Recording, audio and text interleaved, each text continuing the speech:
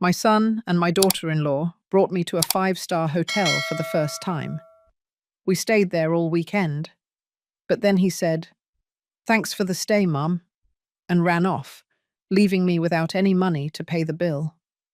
Suddenly, the elderly receptionist came out from behind the counter and asked, "Are you Mr. Harrison's daughter? I worked for your father for 33 years. Before he died, he told me, 'Give this envelope to my daughter when you see her.'" When I opened the envelope, I was speechless because my son had planned this whole thing from the beginning, and what I discovered inside changed my life forever. Let me tell you how I arrived at that nightmare moment. 2 weeks ago, Michael called me with a voice I hadn't heard since he was a kid. Excited, warm, like he actually cared. "Mum, I want to take you somewhere special. Danielle and I want to thank you for everything you've done for us." My hands trembled, holding the phone. 66 years of life, working silently, raising that man with my own broken hands. And never, never had I heard words like that come out of his mouth. I booked an amazing hotel, 5 stars. "Mum, you are going to have your own suite, spa, gourmet restaurant, all inclusive. It's your gift. You deserve it." I closed my eyes and the tears just rolled down. I thought that finally, after so many years of sacrifice, of sleepless nights cleaning other people's houses, of shattered knees scrubbing floors to pay for his college, my son saw me. He valued me. He loved me. How stupid I was. Friday morning, Michael and Danielle picked me up in a shiny black sedan. She wore a champagne-coloured dress that probably cost more than my rent for 3 months. He had on expensive sunglasses and that perfect smile he always wore when he wanted something. But I didn't know that then. I only saw my son, successful, elegant, finally proud of his mother. The hotel was a palace, towering marble columns, floors so shiny you could see your reflection, crystal chandeliers that seemed to rain down golden light. The smell of jasmine and expensive wood floated in the air. I had never stepped foot in a place like that. I felt small, out of place, in my old brown dress and my worn-out shoes. But Michael took my arm and whispered, "Relax, Mum. You are just as important here as anyone." Danielle was smiling next to me, perfect, made up like a magazine model. "Sandra, you are going to love the suite. It has a garden view, a jacuzzi tub, everything." Her voice was sweet like poisoned honey, but I didn't know it. I only felt gratitude, happiness, that warm feeling in my chest, thinking that maybe, just maybe, my life was finally getting better. The suite was bigger than my entire apartment, a huge bed with white sheets that looked like clouds, giant windows that overlooked a garden full of red and yellow flowers, a cream-coloured sofa where 3 people could sleep, and the bathroom. My God. The bathroom had pearl-coloured tiles, mirrors with golden lights, towels so soft they made me want to cry. I sat on the bed and touched the sheets with trembling hands. This was real. My son had brought me here. He loved me. The weekend was a dream.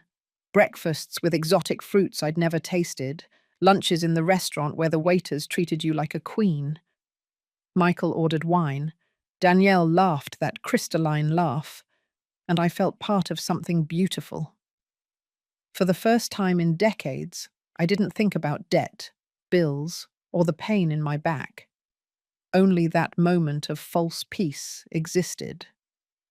Saturday night, we had dinner on the hotel terrace. The lights of Los Angeles shone in the distance like fallen stars. Michael raised his glass and said, "To you, Mum, for everything you sacrificed for me." Danielle applauded. I cried. We toasted. And as the sweet wine went down my throat, I didn't know I was swallowing my own destruction. Sunday morning, Michael told me to come down to the lobby at 11. We'll check out together. Don't worry, Mum. I went down right on time, with my small suitcase and my heart full. He and Danielle were already there, talking to the blonde receptionist. I walked over, smiling. Michael saw me, hugged me tight, and whispered, "Thanks for the stay, Mum. It was an unforgettable weekend." Then he put the bill in my hands. $11,000. And he left. They walked away slowly, as if they were strolling in a park.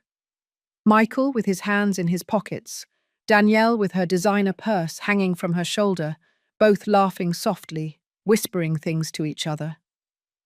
I watched them pass through the hotel's glass doors, get into that shiny black sedan, and disappear into the morning traffic of Los Angeles.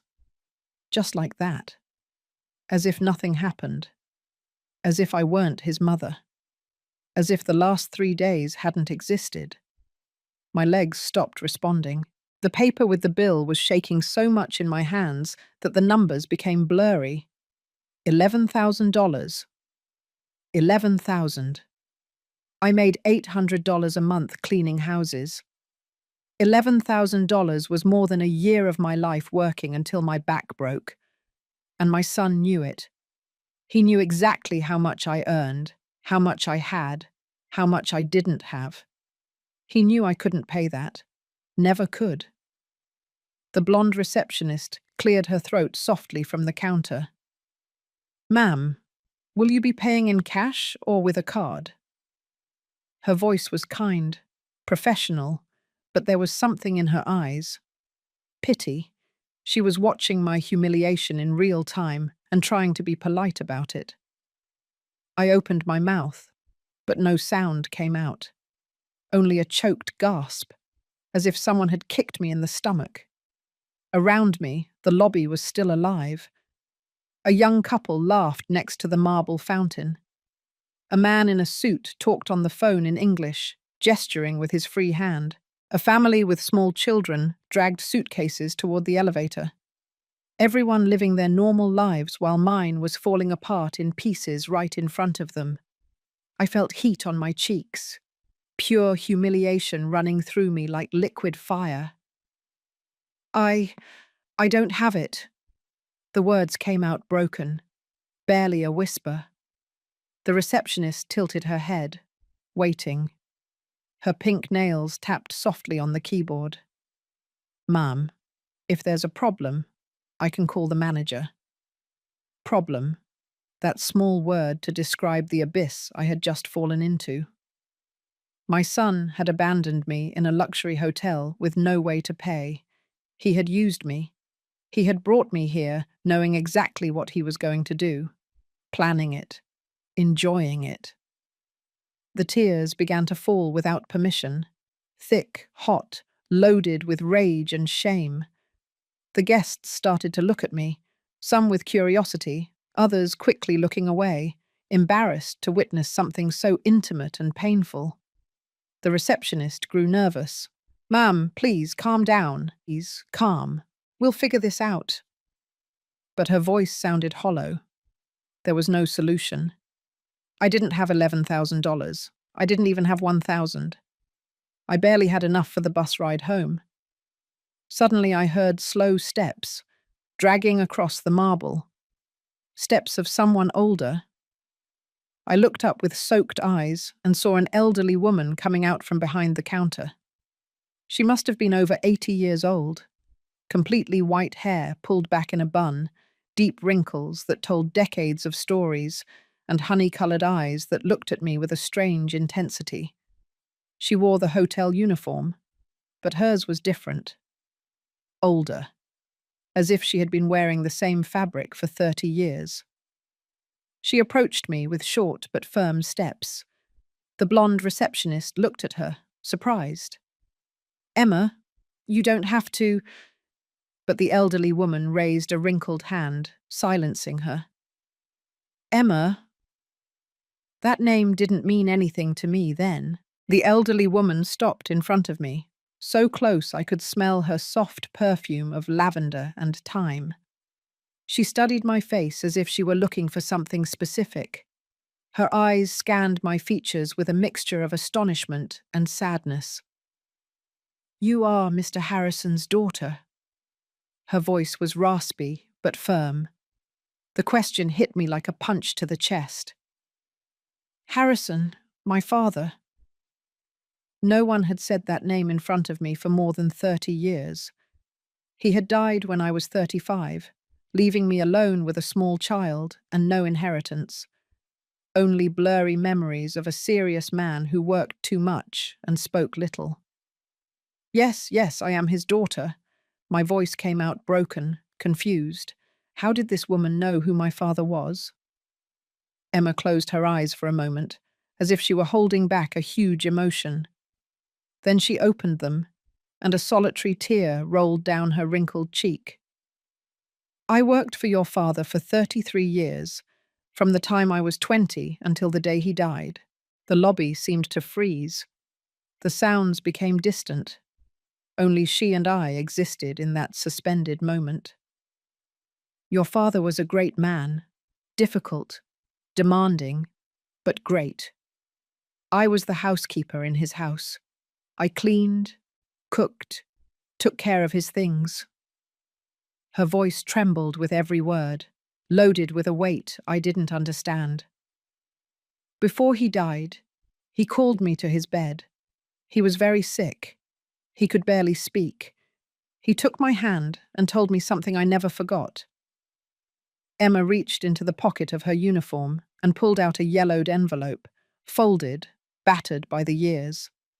The corners were worn, the ink on the front almost erased. But there, in shaky handwriting, was my name, Sandra. He told me, "Emma, someday my daughter is going to come here. She is going to be alone. She is going to be lost. When you see her, give her this. It is the only thing I can give her now." She held the envelope out to me with trembling hands. I looked at it without daring to touch it. He knew I would work here. He arranged for me to be hired at this hotel 30 years ago. He told me to wait, that someday you would arrive. And here you are. Her voice broke completely. After 33 years, I can finally fulfill my promise. I took the envelope with numb fingers. It was heavy. Something solid was inside. Something more than paper. I opened it slowly, feeling every second stretch like hot rubber. Inside was a folded letter and an old, rusted metal key. The key had a number engraved on it, 447, and hanging from it was a small leather tag with a handwritten address. I unfolded the letter. My father's handwriting. That slanted writing I remembered from the few times he signed documents at home. The words hit me like stones. "Sandra, if you are reading this, it is because you finally discovered that nothing in our family was what it seemed. Forgive me for the secrets. Forgive me for leaving you without explanation. This key opens a storage unit at the address Emma will give you. Inside, you will find the truth about who I really was and about who you are. Go alone. Trust only yourself. Your father, Robert Harrison." I read the letter 3 times in a row, but the words still made no sense. Secrets. Truth. Who I really was. Every sentence was an enigma wrapped in fog.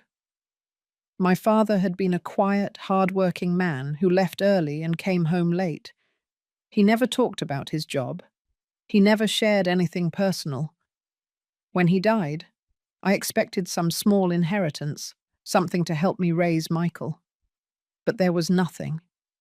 Only debts that I had to pay by selling the few pieces of furniture that were left.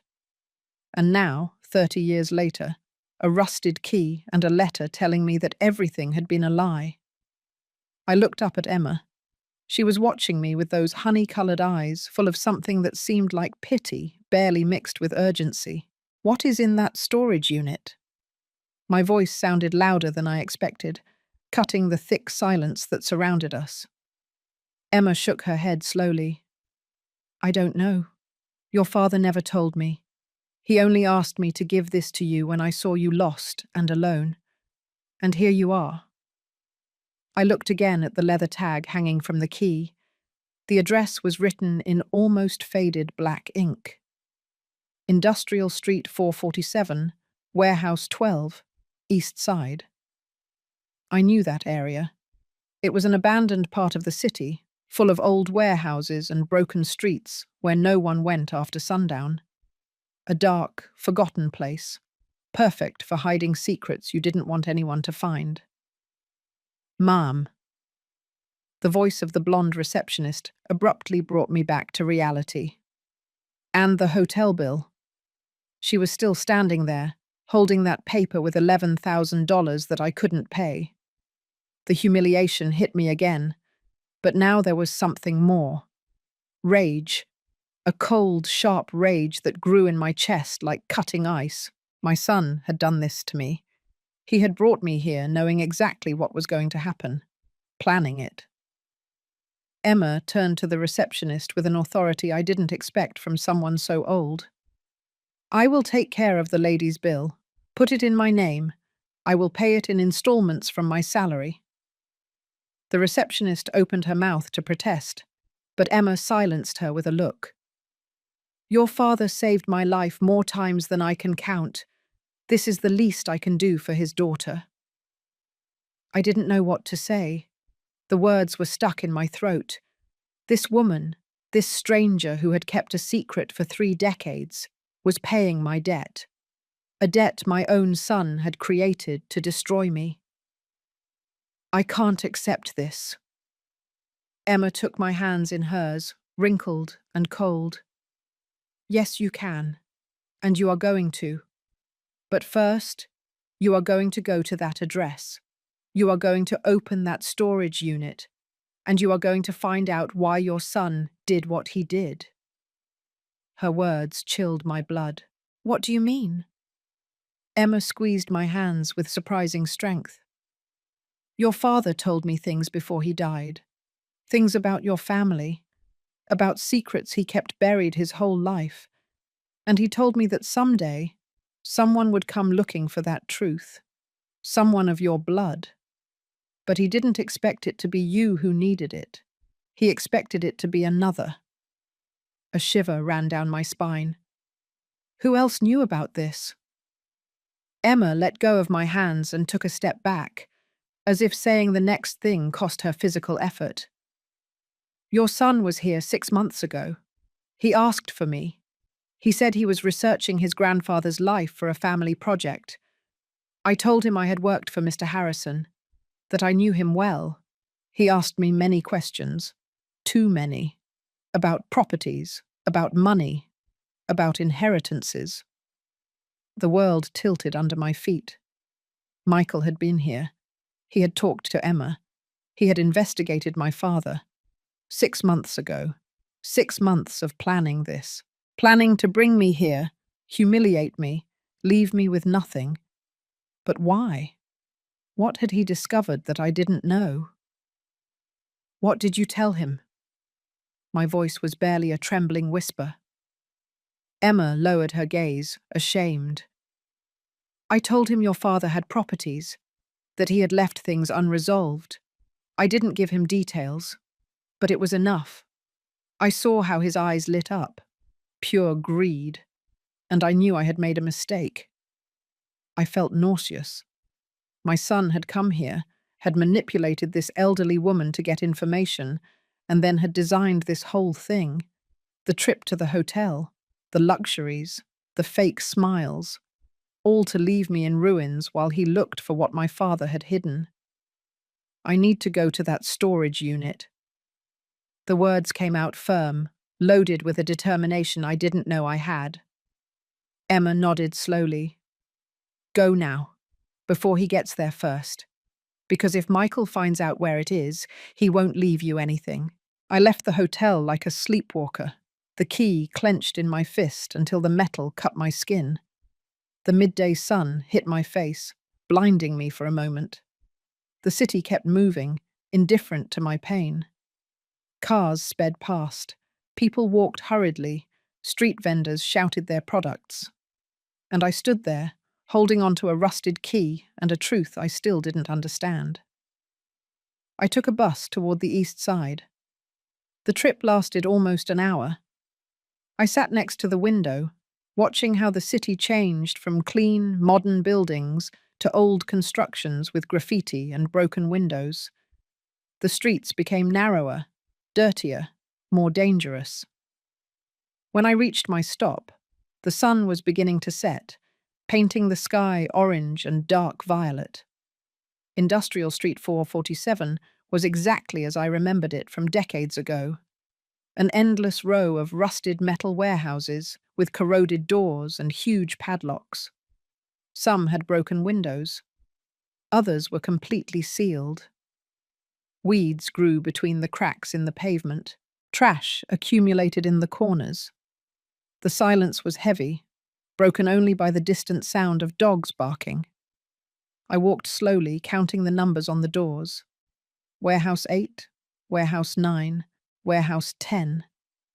My heart was pounding so hard I could feel it in my throat. Finally, I arrived. Warehouse 12.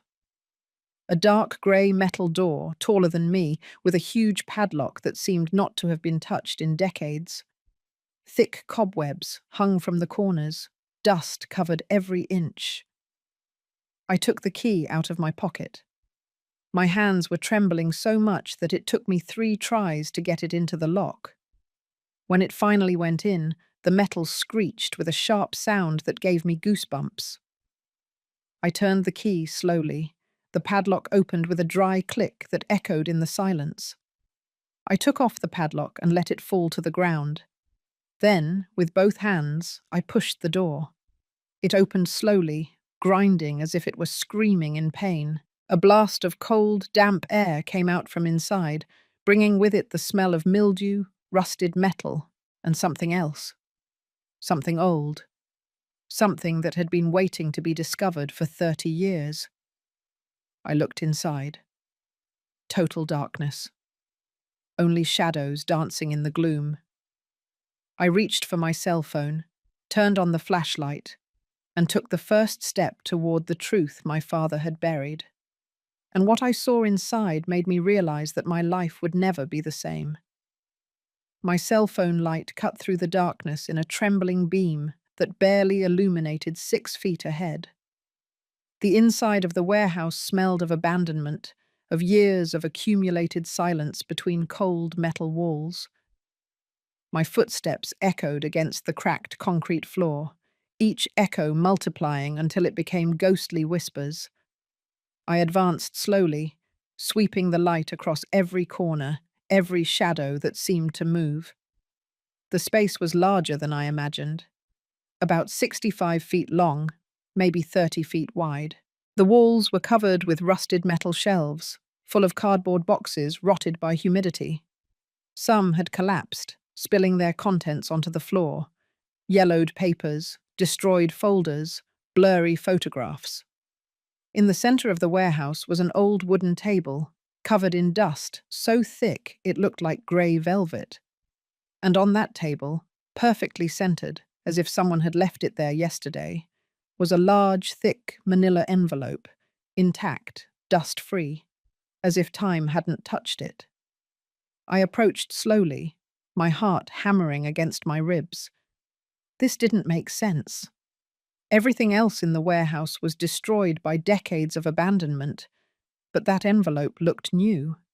Someone had been here. Recently. I reached out my trembling hand and picked it up.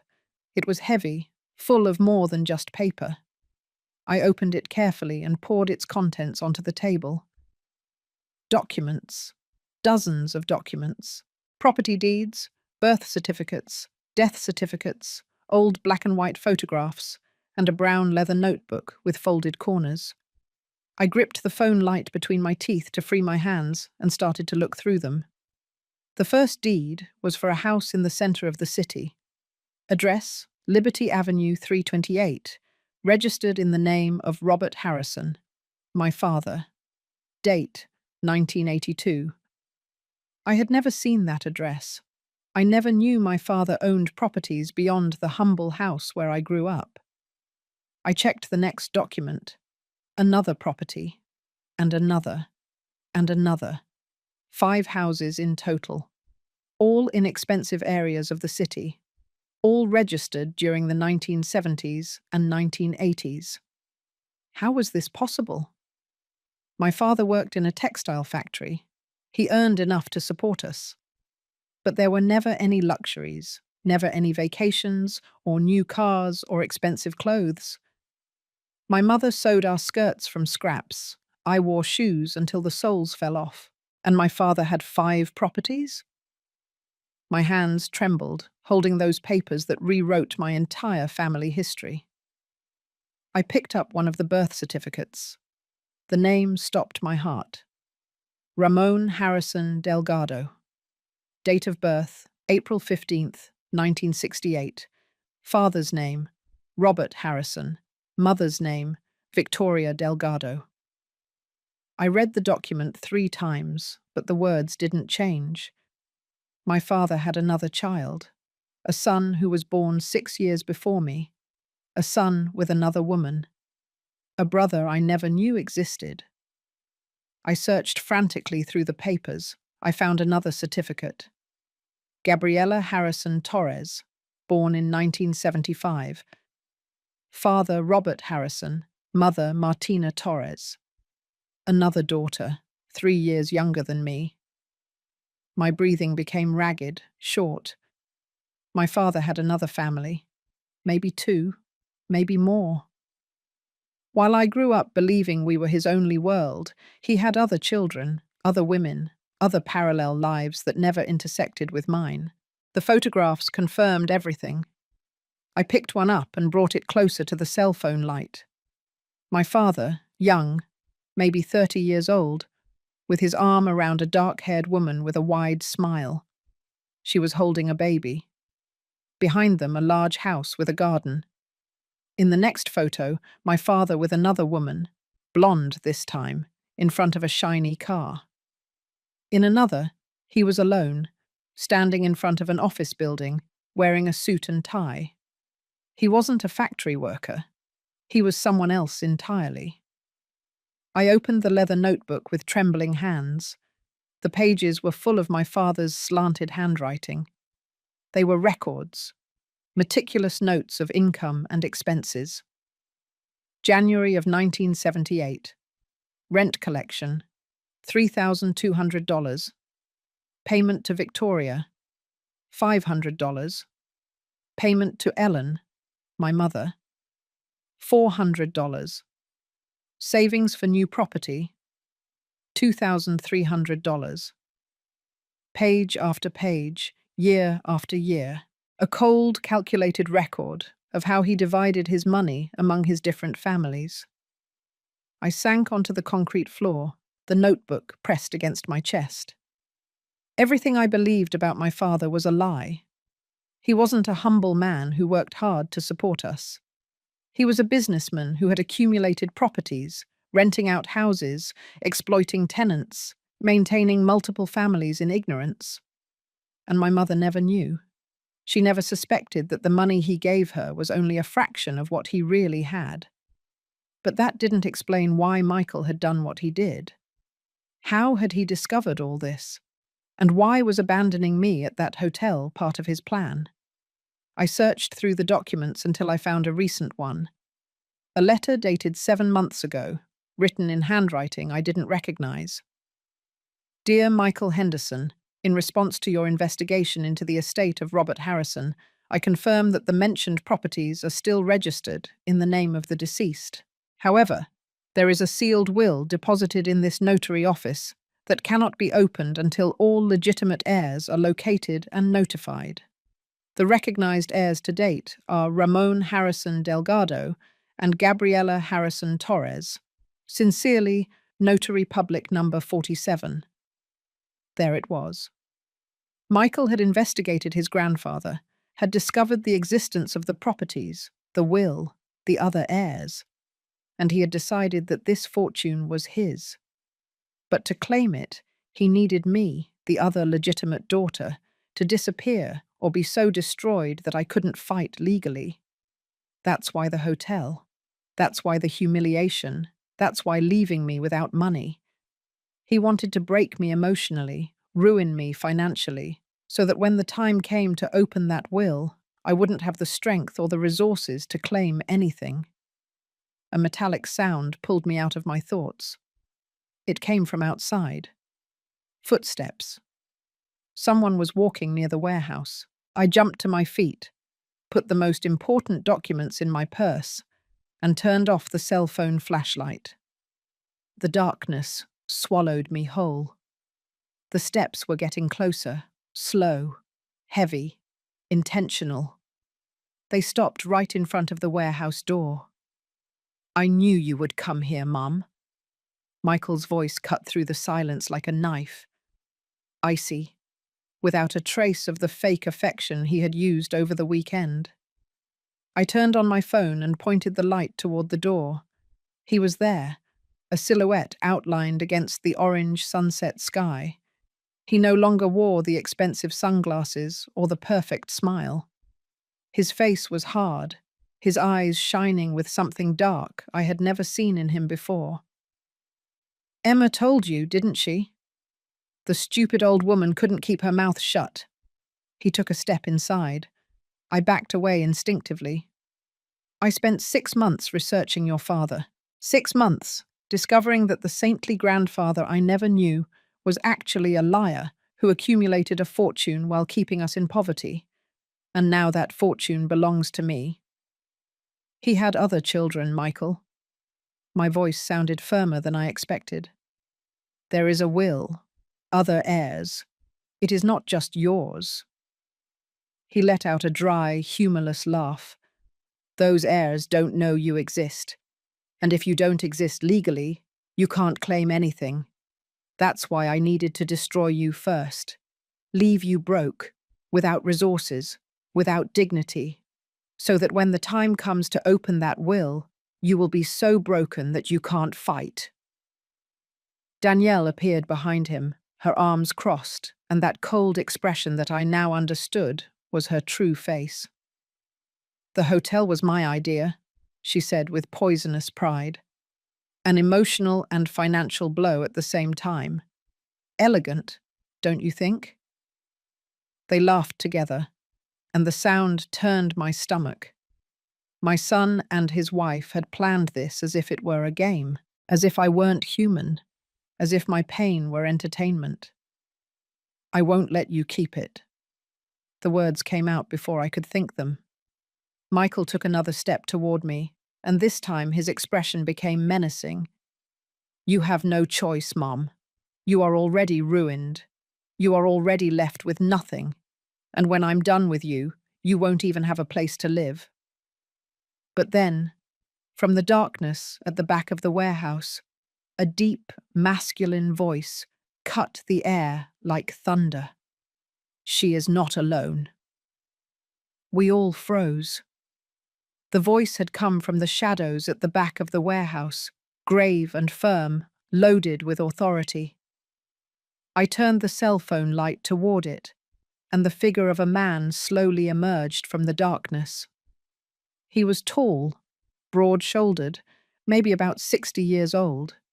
He had closely cropped grey hair, deep wrinkles around his eyes, and a square jaw that was strangely familiar. He wore simple clothes, denim pants, and a dark green shirt, but there was something about his posture that commanded respect. He stopped about 10 feet from us, his arms crossed over his chest. His eyes swept over Michael with contempt, before settling on me with an expression I couldn't decipher. There was pain there, and also recognition. "Who the hell are you?" Michael took a step forward, trying to regain control of the situation, but his voice sounded less sure. The man didn't answer immediately. He just stared at me, studying me as if he were seeing a ghost. "I'm Ray," he finally said, his voice husky. "Ray Harrison, your brother." The world stopped. The words floated in the thick air of the warehouse like dense smoke. Brother. The birth certificate I had seen minutes earlier came to life before my eyes. The son my father had 6 years before me with another woman. The heir Michael mentioned.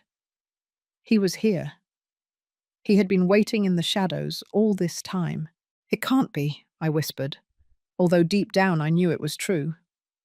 Ray took a step toward the light, and I could see him better. He had the same eyes as my father, dark brown, with that penetrating gaze I remembered from when I was a child. The same shape of the nose, the same jawline. It was like seeing my father alive again, but 30 years later. Tears began to blur my vision without permission. Ray took a folded paper from his shirt pocket and held it out to me. 3 months ago, I received a summons from the notary. They told me my father had died 30 years ago and had left a will, that I was one of the heirs. I didn't know anything about this.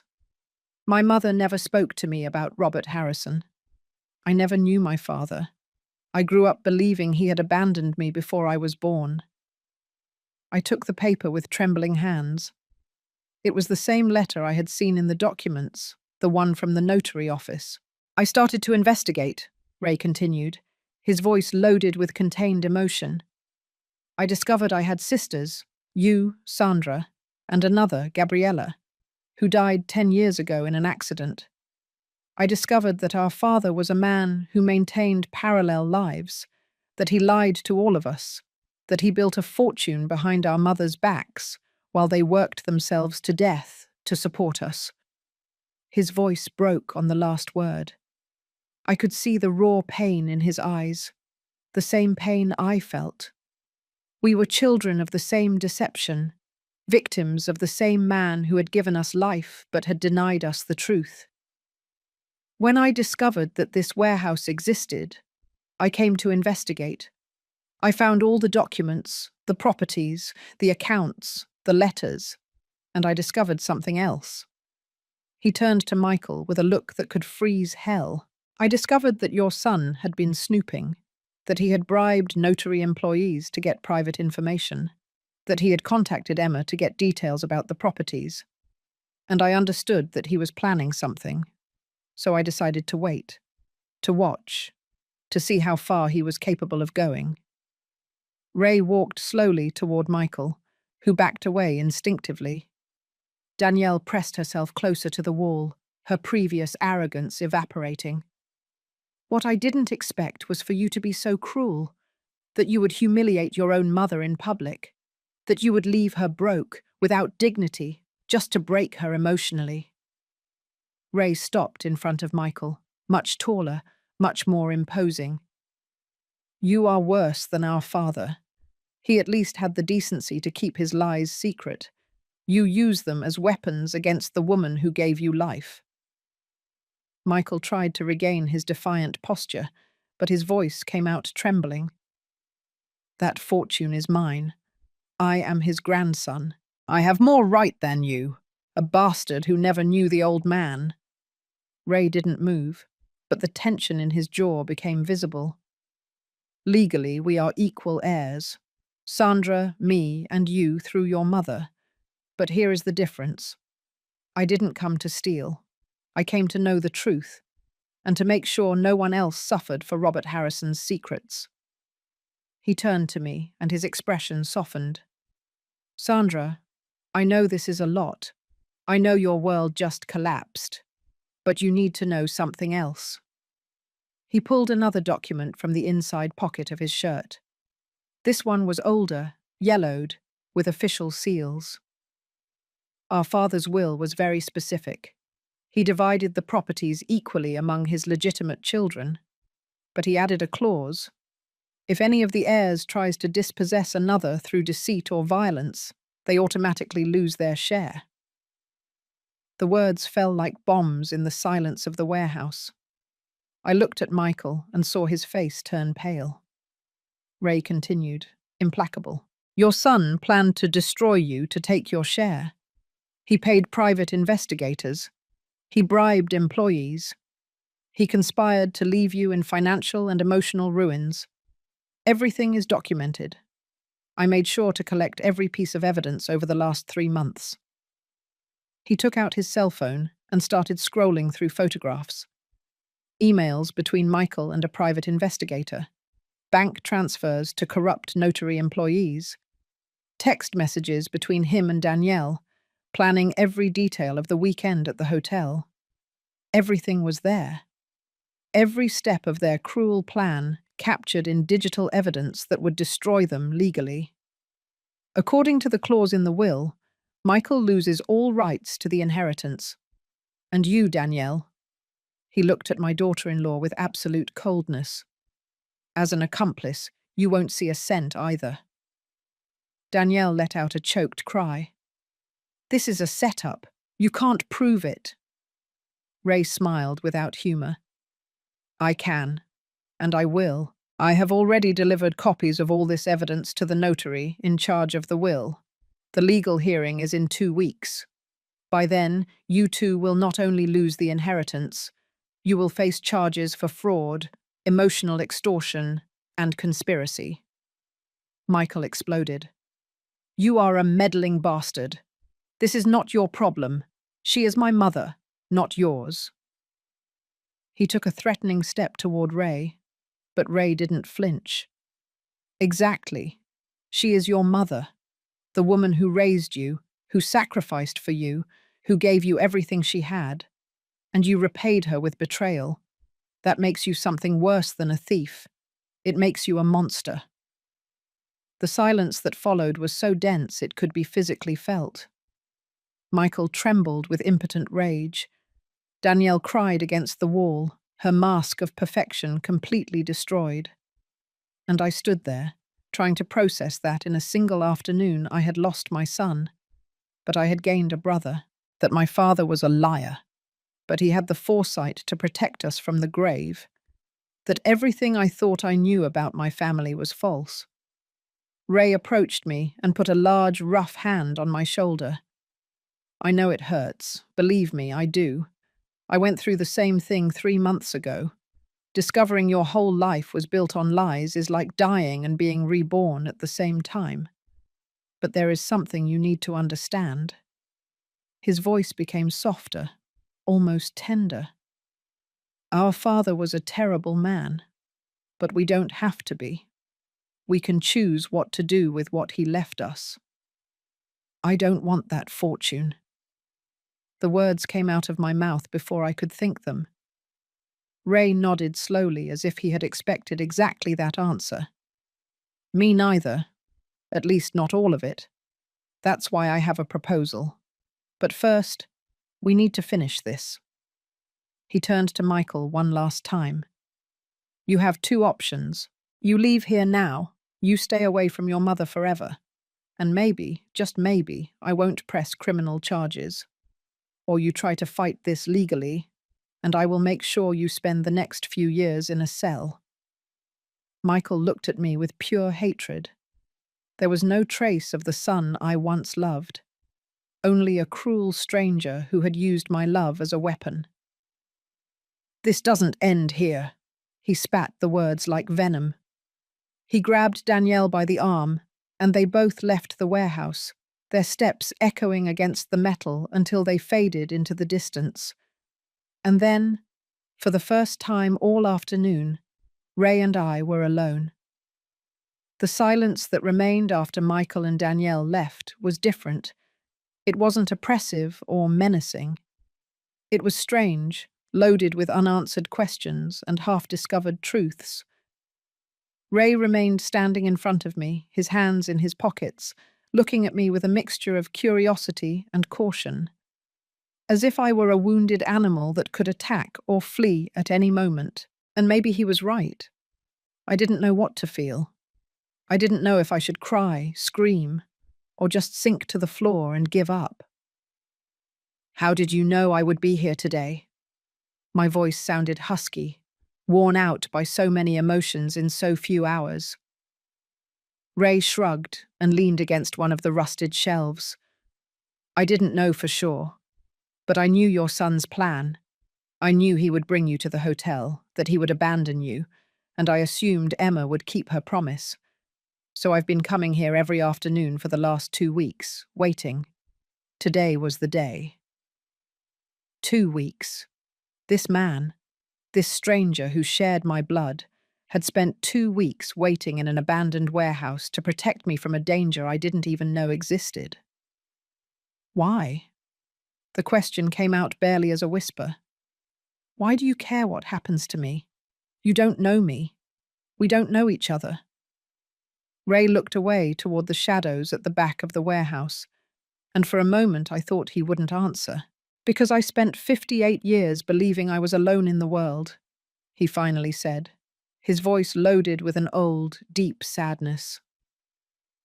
My mother died when I was 19. I never had siblings. I never had family beyond her. And when I discovered I had sisters, that there were people in the world I shared blood with, I felt something I had never felt before. Hope. The possibility of not being alone. He turned to me, and his eyes shone with contained tears. Gabriella is already gone. Only you and I were left. And I wasn't going to let your son rob you before we could meet. The tears I had been holding back finally poured out. Thick, hot, unstoppable. I cried for my lost son, for my lying father, for my mother who died without knowing the truth. For all the years Ray and I had lived apart, ignorant of each other's existence. I cried until there were no more tears, only dry sobs that shook my entire body. And Ray walked over and hugged me. He didn't say anything. He didn't try to comfort me with empty words. He just held me while I fell apart, his embrace firm and warm, smelling of simple soap and honesty. And in that embrace from a stranger who was my brother, I felt something I hadn't felt in decades. Security. The feeling that someone was on my side unconditionally, without hidden agendas, without betrayals waiting in the shadows. When I finally calmed down, Ray let go of me and pulled a clean handkerchief from his pocket. I took it and wiped my face, ashamed that I had broken down like that. I'm sorry, I murmured. He shook his head. Don't apologize. You have the right to cry. You have the right to feel everything you are feeling. I cried for weeks when I discovered the truth about our father. He crouched down and picked up the leather notebook that I had dropped on the floor. He opened it to a marked page and showed it to me. Look at this. Here is the proof of who Robert Harrison really was. I brought the cell phone light closer. It was a journal entry dated 1985. Victoria threatened today to tell everything if I don't give her more money. I gave her $500 extra to shut her up. Ellen suspects something. I must be more careful. The properties are generating good income. Soon I can buy the 5th house. I read entry after entry, each one colder and more calculating than the last. My father didn't write about love or regret. He wrote about money, control, manipulation, how to keep his women separate, how to ensure none of his children knew each other, how to maximize his profits from the properties while giving us the bare minimum to survive. It was a meticulous record of a double, triple life, maintained with the precision of an accountant and the coldness of a con artist. He was a monster, I said, and the words burned my throat. Ray closed the notebook slowly. He was human, a selfish, cowardly, and cruel human, but human nonetheless. He sat down on the concrete floor, leaning his back against the wall, and motioned for me to sit beside him. I did, too tired to keep standing. You know what the saddest thing is, Ray continued, that in the end, with all his money and his properties and his secrets, he died alone in a hospital. None of his women were there. None of his children were with him. Only Emma, the employee he paid to keep his lies. Emma took care of him until the end, I remembered the elderly woman's words in the hotel lobby. Ray nodded. She was the only loyal person he had. And it wasn't even for love. It was for misguided loyalty and the 33 years of salary he gave her. But at least he had the decency to fulfill his last wish, to give you that envelope, to make sure you knew the truth. We sat in silence for several minutes.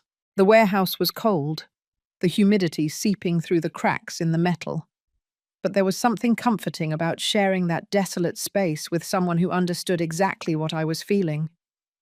You said you had a proposal. I finally broke the silence. Ray straightened up and looked me directly in the eyes.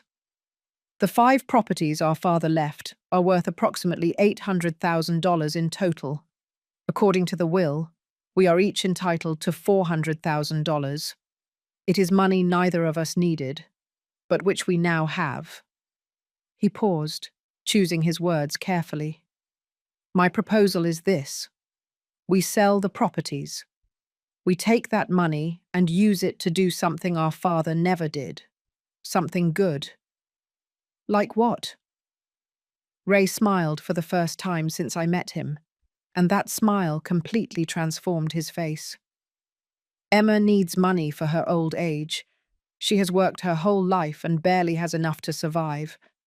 We will give her $50,000. It's the least we can do for the woman who kept our father's secrets, but in the end, helped us find each other. I nodded slowly. That made sense. It was fair. The rest we divide, but not to spend it on ourselves. We use it to help other people.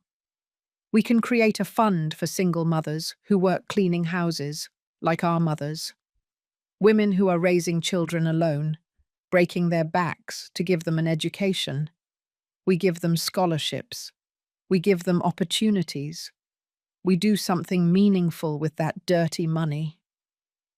His eyes shone with intensity. We turn the legacy of a liar into hope for people who really need it. Tears returned, but this time they were different. They were not of pain, but of something akin to peace. Our father used that money to control and hurt, I said slowly. We will use it to free and heal. Ray extended his hand toward me. Do you agree?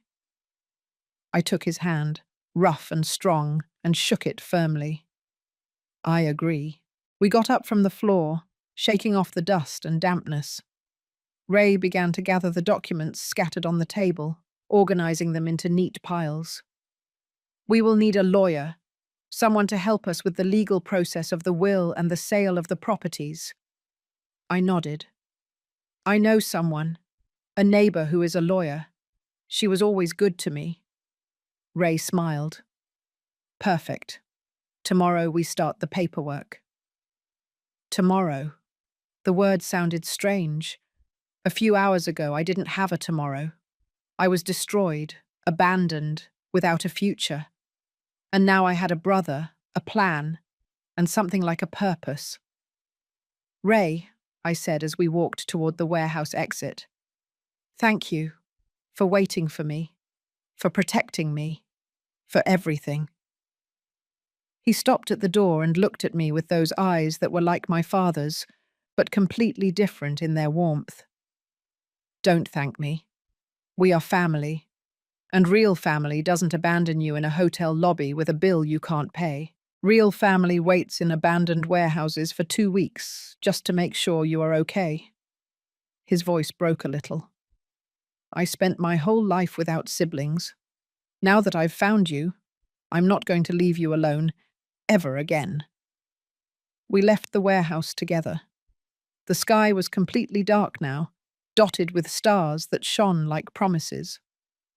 Ray closed the metal door and put the padlock back on. This place has already fulfilled its purpose, he said. We don't need to come back here anymore.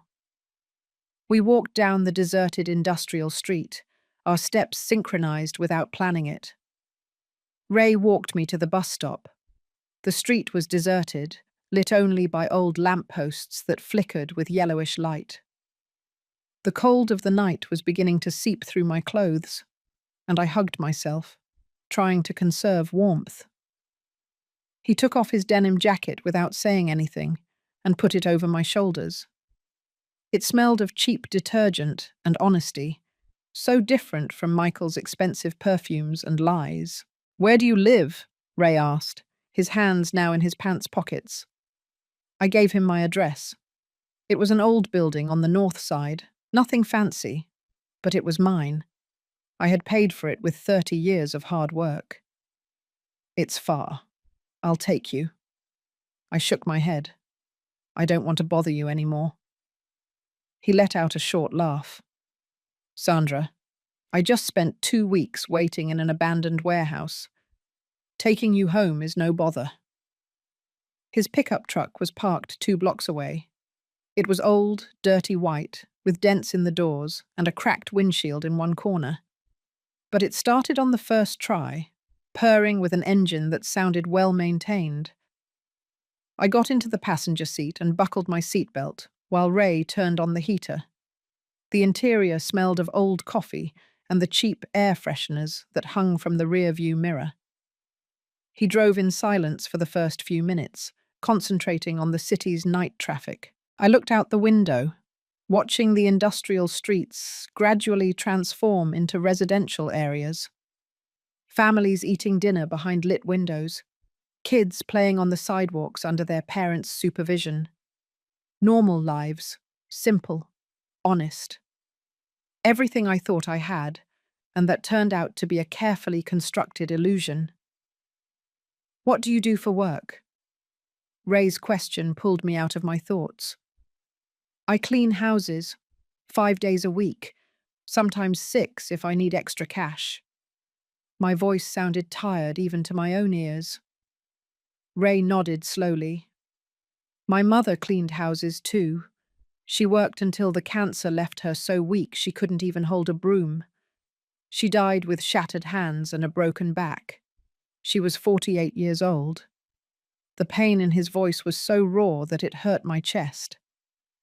"My mother died at 52. Diabetes.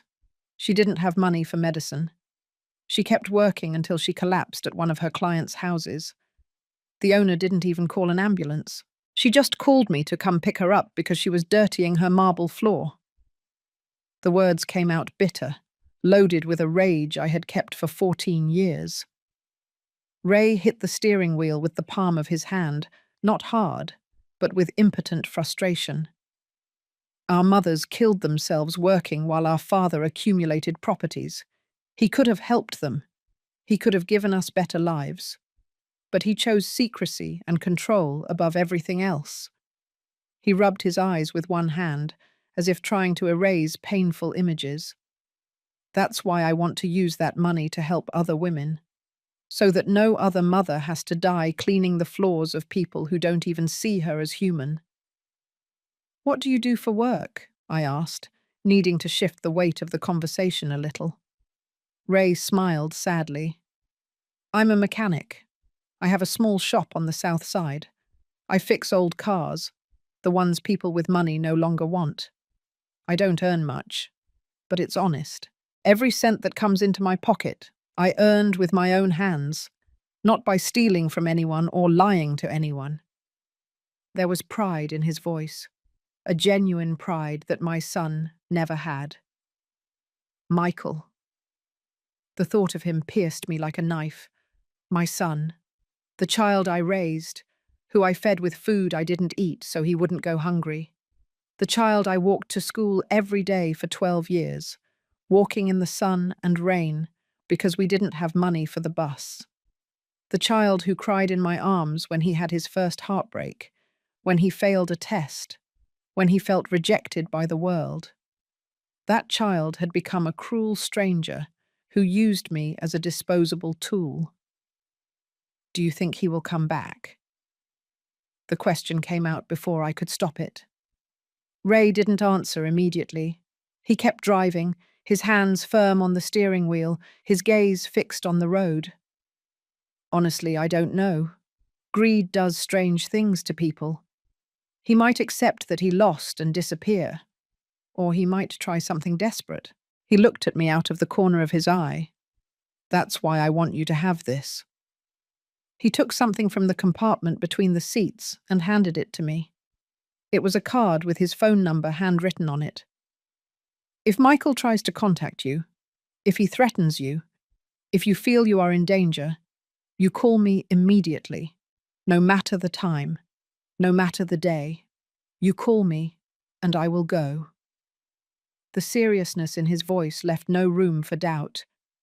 This man, who had only known me for a few hours, was willing to protect me, while my son, who had shared my life for 38 years, had planned my destruction.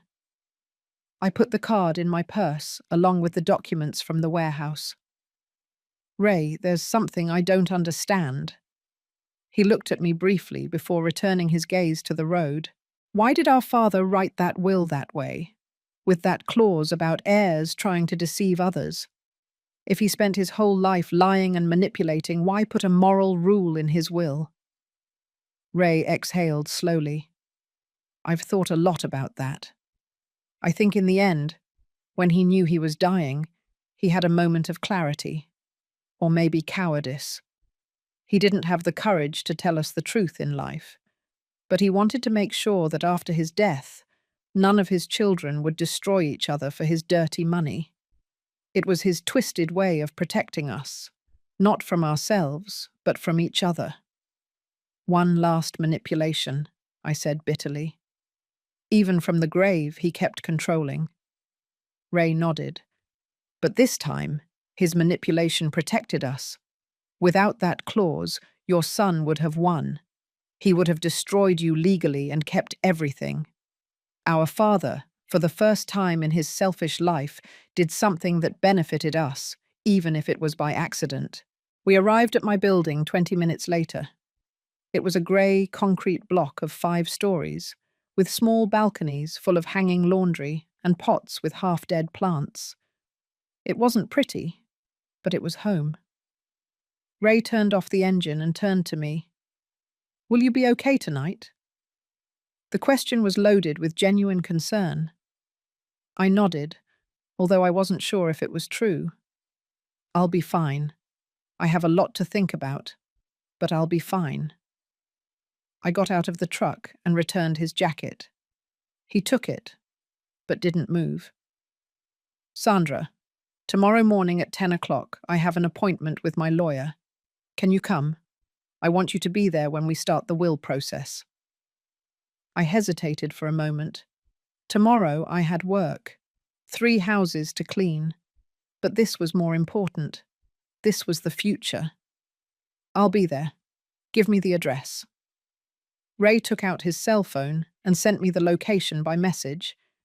Then he got out of the truck and walked around the vehicle to where I was.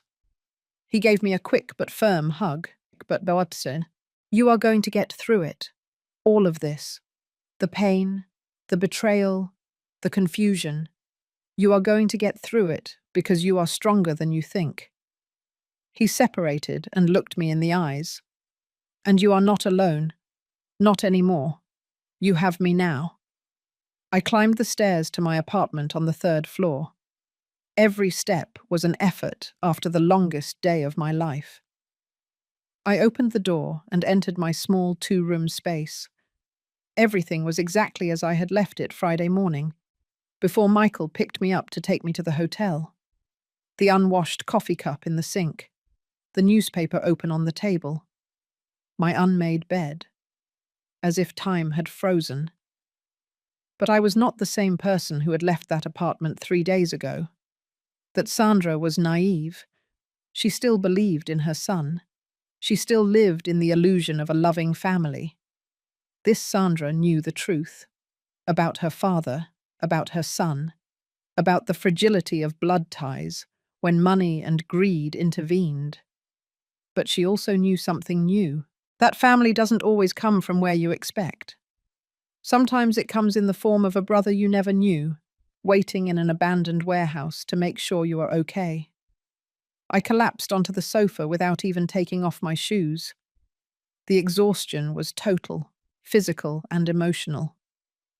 I closed my eyes, and for a moment only the silence of my apartment and the slow beating of my heart existed.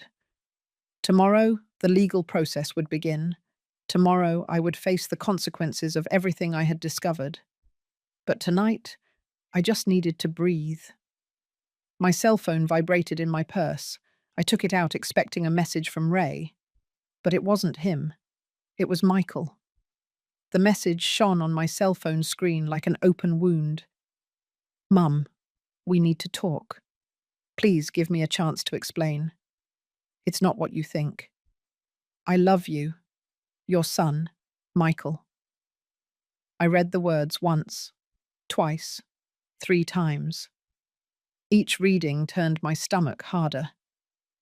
I love you. Those 2 words that had meant everything to me for 38 years now sounded hollow, empty, like fake coins trying to pass for gold. My fingers trembled over the keyboard. Part of me wanted to answer. The part that was still a mother, that remembered the little boy who used to hug my legs when he was afraid of the dark. But another part, the part that had matured painfully in the last few hours, knew that answering would be opening a door that needed to remain closed. Michael didn't want to explain. He wanted to manipulate. It was the only thing he knew how to do now. I blocked his number. The act was simple, just 3 taps on the screen, but it felt like cutting an umbilical cord that had been connected for almost 4 decades. I cried while doing it. Silent tears that rolled down my cheeks and fell onto the cell phone screen, distorting the letters. I was mourning the death of something that probably never really existed. The son I loved was an illusion. The real man was a cruel stranger. I got up from the sofa and walked to the window. From the 3rd floor I could see the street, half lit by lampposts that needed repair. A stray dog dug through the trash. A young couple walked hand in hand. Life went on, indifferent to my pain. I wondered how many people in those grey buildings were living their own silent tragedies. How many mothers had been betrayed by their children? How many family secrets were hidden behind those lit windows? The cell phone vibrated again. This time it was an unknown number. My heart raced. I hesitated before opening the message. Sandra, it's Danielle. Please listen to me. Michael is desperate. We made a mistake. We can fix this. You would forgive us, wouldn't you? You are his mother. Mothers always forgive. The fury I felt was so intense that I had to sit down to keep from falling. Danielle, the woman who had planned my humiliation as if it were a fun game, was now asking for forgiveness, not out of remorse, but because they had lost. I blocked that number too. Then I turned off the cell phone completely and left it on the table. I needed silence. I needed to think. I walked to my bedroom and collapsed onto the bed without undressing. The sheets smelled of cheap fabric softener and loneliness. I closed my eyes trying to sleep, but my mind was a whirlwind of images and memories that mixed with the recent reality. I saw 5-year-old Michael, crying because the kids at school made fun of his used clothes. I hugged him then and promised him that someday he would have new things. I saw 15-year-old Michael proud when he won his first science award. I had worked a double shift that week to pay for his project materials. I saw 25-year-old Michael introducing me to Danielle, telling me she was the love of his life. I had cried with happiness because I thought my son had found companionship. All those memories were now contaminated. Every hug, every smile, every I love you, Mum now had a shadow of doubt. When did he start to change? When did he stop seeing me as his mother and start seeing me as an obstacle? Was it when he discovered my father's properties? Or was there always something dark in him that I didn't want to see? The questions tormented me without offering answers. Finally, around 3 o'clock in the morning, exhaustion won, and I fell asleep. I dreamed of my father. We were in a house I didn't recognize, huge and empty. He walked ahead of me, always out of reach, no matter how fast I ran. Every room I opened was full of photographs of people I didn't know, whole families smiling at the camera. And in every photograph, my father was there, with his arm around different women, different children, all his secret lives hanging on the walls like trophies. I woke up startled at 6 o'clock in the morning, my heart racing and the sheets soaked with sweat. The grey light of dawn filtered through the window. I got up with an aching body, as if I had fought a physical battle during the night. I went to the bathroom and washed my face with ice-cold water, trying to wake up, to return to reality. The woman looking back at me from the mirror looked 10 years older. Deep, dark circles, cracked lips, more pronounced wrinkles. Pain aged you. I made coffee as the sun finished rising. I sat at the kitchen table, wrapping my hands around the hot mug, letting the steam warm my face. Today I had to go with Ray to the lawyer. Today the process of untangling my father's inheritance officially began. Today I had to be strong. But right now, in the quiet of my kitchen, I allowed myself to be fragile. I allowed myself to feel the full weight of the betrayal. At 8 o'clock, I turned on my cell phone. There were 15 messages from Michael from different numbers. I didn't open them. I deleted them all without reading. There were 5 missed calls from Danielle. I ignored them too. And there was one message from Ray, sent at 7 o'clock in the morning. Good morning. Sandra, I hope you were able to rest a little. I'll be waiting for you at 10 o'clock. We are going to start fixing this together. Your brother, Ray, your brother. Those 2 words filled me with a strange warmth. I had never had siblings. I was always an only child. But now I had Ray, a man who protected me when he could have ignored me, who offered me an alliance when he could have seen me as competition, who called me sister after knowing me for barely a day. Family doesn't always come from the expected place.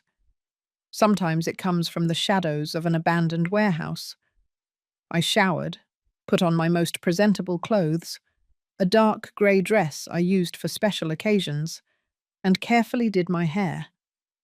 I needed to look dignified. I needed to feel in control, even if inside I was chaos. At 9:30, I took the bus toward downtown New York, where the lawyer's office was. The journey was long, the morning traffic dense and noisy, but I used that time to prepare myself mentally. Ray was already waiting outside the building when I arrived. He wore black pants and a white shirt, freshly ironed. He looked nervous, but determined. He smiled when he saw me approach. I thought maybe you would change your mind. I shook my head. No, I need to do this. For me, for my mother, for all the truths that were never told. He nodded and offered me his arm. I took it, and together we entered the building. The office was on the 5th floor. Beige walls, framed diplomas, bookcases full of legal codes. The lawyer was a man about 50 years old, with thick glasses and a serious expression. His name was James. He greeted us with a formal handshake and invited us to sit in leather chairs across from his dark wood desk. Mr. Ray explained the basic situation over the phone, James began, opening a thick folder. But I need you to tell me everything from the beginning. Every detail is important. For the next hour, Ray and I told him everything. Our father's secret families, the will with the special clause, Michael's plan to destroy me and keep the inheritance, the evidence Ray had collected, the documents from the warehouse, everything. James took notes meticulously, asking specific questions, requesting clarifications. His face remained neutral, professional, but I could see his eyebrows occasionally rise at the most shocking details. This is complex but manageable, James finally said, closing his notebook. The clause in the will is clear. If we can prove that Michael attempted to dispossess Sandra through deceit, he automatically loses any right to the inheritance. The evidence Ray collected is solid: emails, text messages, bank transfers. It will be enough. He looked at me directly. But I need to ask you something, Ms. Sandra. Are you prepared for this? Proceeding legally means your son will face consequences, possibly criminal charges. Are you ready for that? The question hit me like a punch. Was I ready to see my son face criminal charges? The mother in me screamed no, that we find another way, that I forgive him. But the woman who had been humiliated, betrayed, and used knew there was no other option. I am ready, I said, and my voice sounded firmer than I expected. My son made his choices. Now he must face the consequences. James nodded in approval. He began to explain the legal process to us. First, he would present the evidence to the notary in charge of the will. Then, a formal hearing would be called, where all the heirs would be summoned. Michael would have the opportunity to defend himself, but with the amount of evidence Ray had collected, his options were limited. The entire process will take between 4 and 6 weeks, James said, organizing the documents on his desk. But I can tell you in advance that the result is almost certain. Michael will lose his rights. The inheritance will be divided between the two of you. Ray and I exchanged glances. We want to do something specific with that money, I said. We don't want to keep all of it. We want to create a fund to help single mothers who work cleaning houses, give their children scholarships, financial support, opportunities. James took off his glasses and looked at us with an expression he hadn't shown before. Respect, even admiration. That is extraordinary. I can help you establish a legal foundation. Ensure that the money is used correctly, that it reaches those who really need it. We spent another hour discussing the details. What would the foundation be called? How would we select the beneficiaries? What percentage of the money would be allocated to educational scholarships, and what percentage to direct financial support? Ray suggested calling it the Ellen and Victoria Foundation, in honor of our mothers. I nodded with tears in my eyes. It was perfect. Our mothers, who died broken and forgotten, would now have a legacy that would help other women avoid the same fate. When we left the office, it was almost 2 o'clock in the afternoon. The sun was shining brightly, and the city was bustling with life. Ray invited me to eat something. We found a small family restaurant 2 blocks away, with plastic tables and a handwritten menu on a chalkboard. We ordered turkey chili and soda. We ate in silence for several minutes, each lost in our own thoughts. "Do you think our mothers would be proud?" I finally asked, breaking the silence. Ray put down his spoon and looked at me directly. "I think they would be more than proud. They would be astonished. Their children, who grew up separate, who never knew about each other, found each other and decided to turn pain into hope. That's more than our father did in his whole life." He was right. Our father spent decades accumulating properties and secrets, building walls between his families.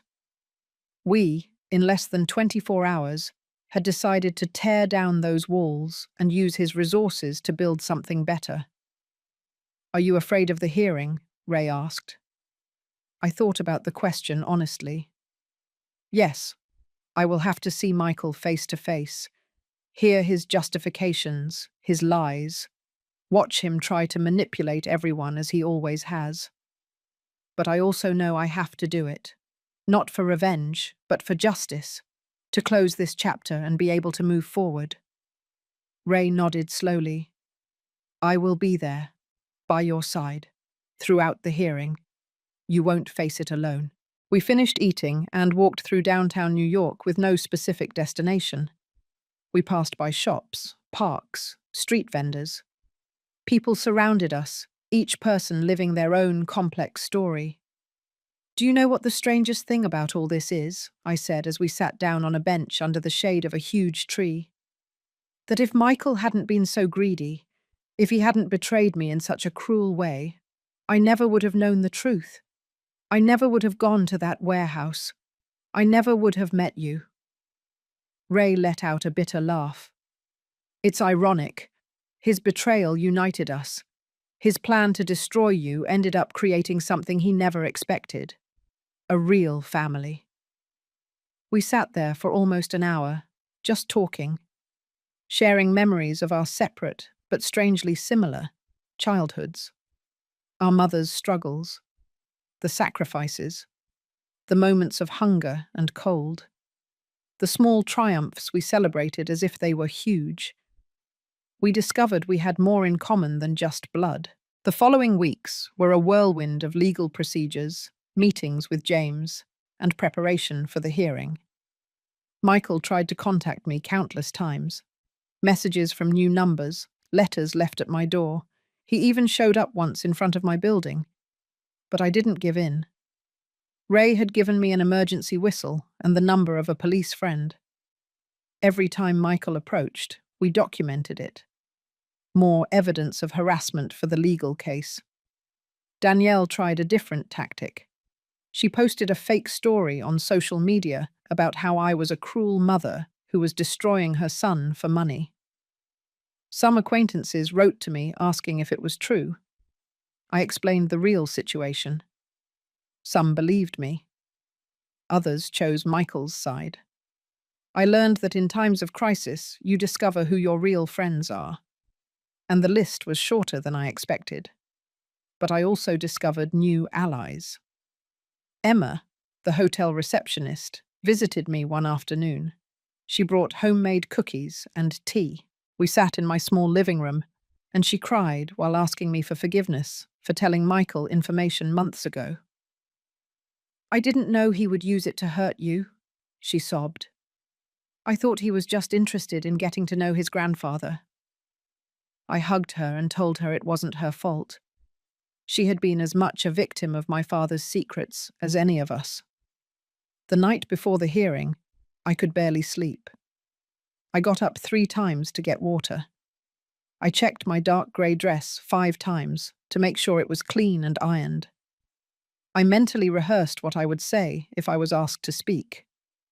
At 4 o'clock in the morning, I finally gave up and made coffee. I sat by the window watching the city slowly wake up, the sky changing from black to grey to orange. Ray arrived at 8 o'clock to accompany me. He wore a dark suit that looked new, probably bought specifically for this occasion. "Ready?" he asked. I took a deep breath. As ready as I can be. The hearing was at the Notary Building, an old but elegant construction in the historic downtown. We entered a large room with dark wood walls, padded chairs, and a long desk where the notary and lawyers would sit. Michael was already there. He looked haggard, with deep dark circles and a wrinkled suit. Danielle was by his side, perfectly made up, but with a tense expression. When they saw me enter, Michael stood up. "Mum, please," he began, but his lawyer pulled him back down. Ray squeezed my shoulder gently, and we sat on the opposite side of the room. The division was clear. Them on one side, us on the other. The notary entered, an older man with completely white hair and a stern expression. He sat down, reviewed the documents, and began the hearing. Over the next 2 hours, James presented all the evidence. The emails where Michael planned my humiliation, the bank transfers to private investigators, the text messages between him and Danielle, laughing at my naivete, the testimonies from Emma. Everything was there, exposed under the cold light of the legal room. Michael's lawyer tried to argue that everything was a misunderstanding, that his client was only investigating family history, that the hotel incident was a communication error. But his arguments sounded hollow against the mountain of evidence. The notary listened in silence, taking occasional notes, his expression impenetrable. When it was time for the involved parties to speak, Michael stood up. "I just wanted what belonged to me," he said, his voice trembling between rage and desperation. My grandfather was rich and we lived in poverty. Why? Why did he keep all that while my mother cleaned houses until she broke? I had a right to that fortune. I needed it. I deserved it. He looked at me directly. And you, Mum, would never have done anything with that money. You would have wasted it on charity or kept it unused. I was going to do something great with it. I stood up, surprising myself. You are right about one thing, Michael. Your grandfather was rich and kept us in poverty. That was cruel and unfair.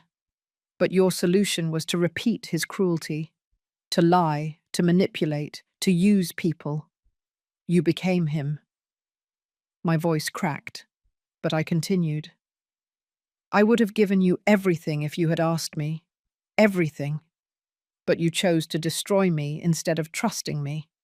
And that choice says more about who you are than about who your grandfather was. The silence that followed was absolute. Michael slumped into his chair, his head in his hands. Danielle cried silently. The notary closed his folder with a dry thud. I have heard enough. The evidence is clear. Michael Henderson violated the clause of the will that prohibits deceit among heirs. Therefore, he loses all his rights to the inheritance of Robert Harrison. The entirety of the estate will be divided between the remaining legitimate heirs, Sandra Harrison and Ramon Harrison. He hit his wooden gavel against the desk. This hearing is closed. We left the notary office under a bright sun that seemed inappropriately cheerful. Ray hugged me tightly on the sidewalk. You did it. You faced him and won. But I didn't feel victorious. I felt empty, sad. I had won the legal battle, but I had lost my son. We are going to turn that pain into something beautiful, Ray said, as if he could read my thoughts. We are going to help so many families that your son will never be able to erase the good we will do. 6 months later, the Ellen and Victoria Foundation officially opened. We had sold the 5 properties for a total of $820,000. We gave $50,000 to Emma, who cried for an hour when we handed her the check. The rest we divided. A portion for us to secure our futures, and the largest part for the foundation. In the first year, we granted 30 full scholarships to the children of domestic workers. We helped 50 mothers with emergency rent payments. We financed 3 small businesses for women who wanted to stop cleaning other people's houses. I never spoke to Michael again. I heard through others that he and Danielle divorced 6 months after the hearing, that he moved to another city, that he works in something that doesn't pay well. Part of me still hurts when I think of him. He is my son. That love is not completely erased. But I learned that loving someone doesn't mean allowing them to destroy you. Sometimes the hardest love is the one that is exercised from a distance. Ray became my real family. We eat dinner together every Sunday. We celebrate birthdays. We cry on the anniversaries of our mothers' deaths. And we work together at the foundation, interviewing families, handing out scholarships, watching our father's dirty money finally do some good in the world. One day, while reviewing applications in my small apartment, Ray told me something I will never forget. Our father taught us how not to live. He showed us the wrong path so clearly that we had no choice but to choose the opposite. In that twisted sense, he gave us a gift. He gave us the certainty of what kind of people we didn't want to be. He was right. I didn't want to be like my father, keeping secrets and building empires on lies. I didn't want to be like my son, destroying others for greed. I wanted to be like my mother, like Ray's mother. Women who worked until they broke to give their children something better. Today, 3 years after that afternoon at the hotel where my world collapsed, I look back and see the path clearly. The pain was real. The betrayal was devastating. But from those ashes grew something unexpected. A brotherhood with a man who should have been a stranger, but became my anchor. A foundation that bears the names of two forgotten women and now helps hundreds. And a version of myself that is stronger, wiser, and finally free from the lies that defined my family for generations. My son left me broke at a luxury hotel, but an elderly receptionist gave me an envelope that changed my life. Inside, there was not just the key to a storage unit, there was the key to the truth. And although that truth shattered me, it also freed me. Now I walk through the world without the burden of secrets that were not mine, without the illusion of a perfect family that never existed, only with the imperfect but honest reality of who I am and what I choose to do with the time I have left. And that, I discovered, is worth more than any inheritance.